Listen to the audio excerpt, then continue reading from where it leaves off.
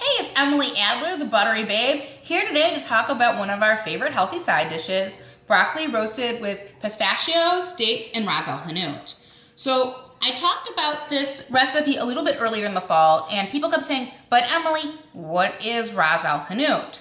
So we're gonna make some. It's very easy. You can actually buy a jar of ras al hanout. McCormick makes some, or if you go to your local spice shop, they have it as well.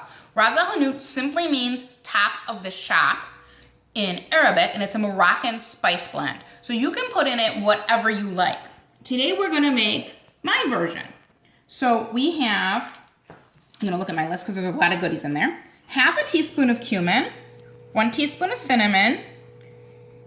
This one is clove, and there's half a teaspoon of that, half a teaspoon of allspice, and half a teaspoon of cayenne pepper. We're also gonna add to that some coriander. The coriander I usually grind up fresh, and it's kind of flaky and fun like that, and it looks like little pellets before you grind it up. We're gonna put in half a teaspoon of coriander, and that'll lend a floral tone to your dish.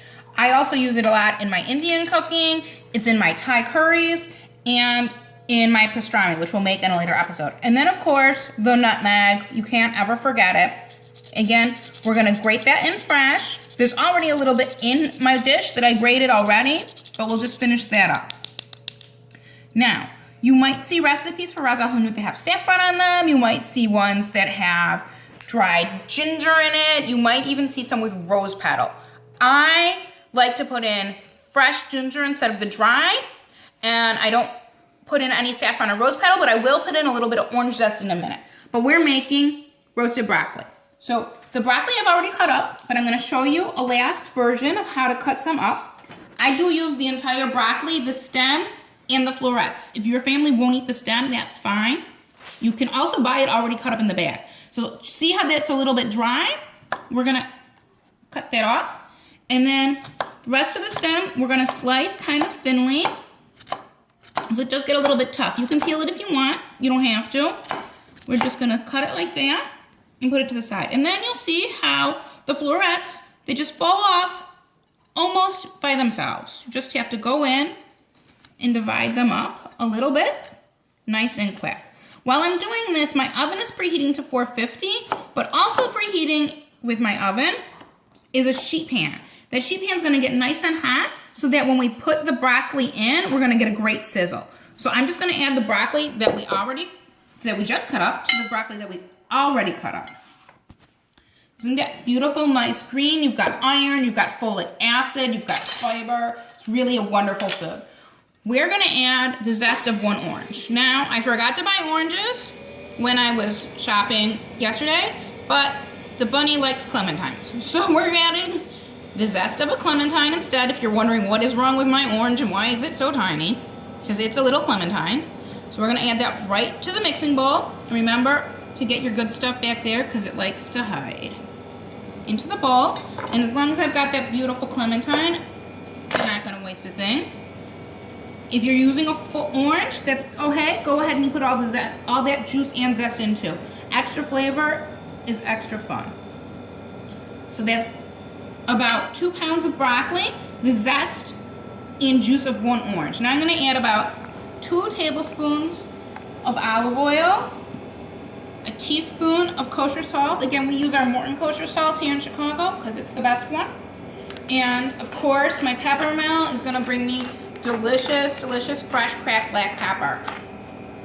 To this, we're gonna add a tablespoon of crushed garlic to our spices and a tablespoon of chopped up ginger. This is what a ginger root looks like if you haven't seen it fresh, and you can peel it with your peeler, or I find it easier, just take your spoon and peel it right off. That way you don't lose any of the meat, and then you can go ahead and chop it.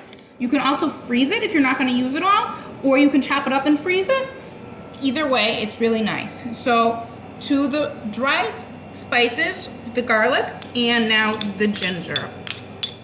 We're gonna give those a quick mix together. Quick mix. And we're gonna add another tablespoon of oil to the spices, so that'll be 3 all together. That just helps the spices mix together, and also the spices will release their flavors better with olive oil than without. So spices, garlic, ginger is gonna go in the bowl with our broccoli, the salt and pepper, and the orange zest. Make sure we get all that. And then we're just gonna take our giant spoon and toss everything together. Broccoli is funny because it's like a little sponge, so it doesn't matter how much oil I put in here, it'll still drink up more. It won't hurt anything but your waistline. If it does, it'll get extra crispy and delicious. So if you want to put in more, you think it's looking dry, go ahead. It's just gonna be yummier. See, everything is nicely mixed. And then we've got that roasting pan, sheet pan, preheating in our oven. So when we add this, it's gonna make a great sizzle. So let's get that there. We'll put this out of the way. I'm gonna grab my pan out of the oven. If you don't have a heat-safe counter, please do put a mat down or a trivet so you don't burn the countertop. Can you hear that? I'll be quiet.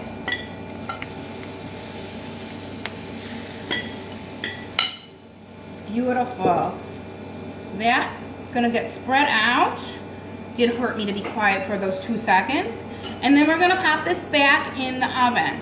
It's gonna roast at 450 for about 15 minutes.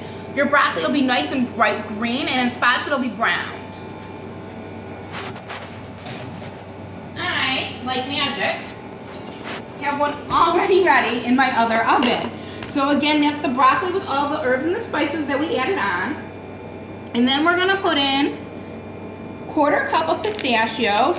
These ones are already shelled because I'm lazy and I don't like to shell it. And then we're gonna add 1/2 cup of chopped up dates. Now I buy the dates that have, this is a whole date, but it's been pitted, so there's nothing inside. See? Nothing inside. And then I just slice them up. You can also buy them already sliced. They are a great snack. They're full of energy, full of fiber, full of deliciousness. And then we're just going to mix that all together, and it's ready to serve. So this was broccoli roasted with ras el hanout, pistachios, and dates. It makes an excellent vegetarian entree when you team it with some chickpeas and a roasted sweet potato, or a really nice side dish for some sliced skirt steak or a piece of roasted chicken. Again, I'm Emily Kutchins Adler, the Buttery Babe. Thanks for joining me, and please enjoy your ras el hanout and broccoli.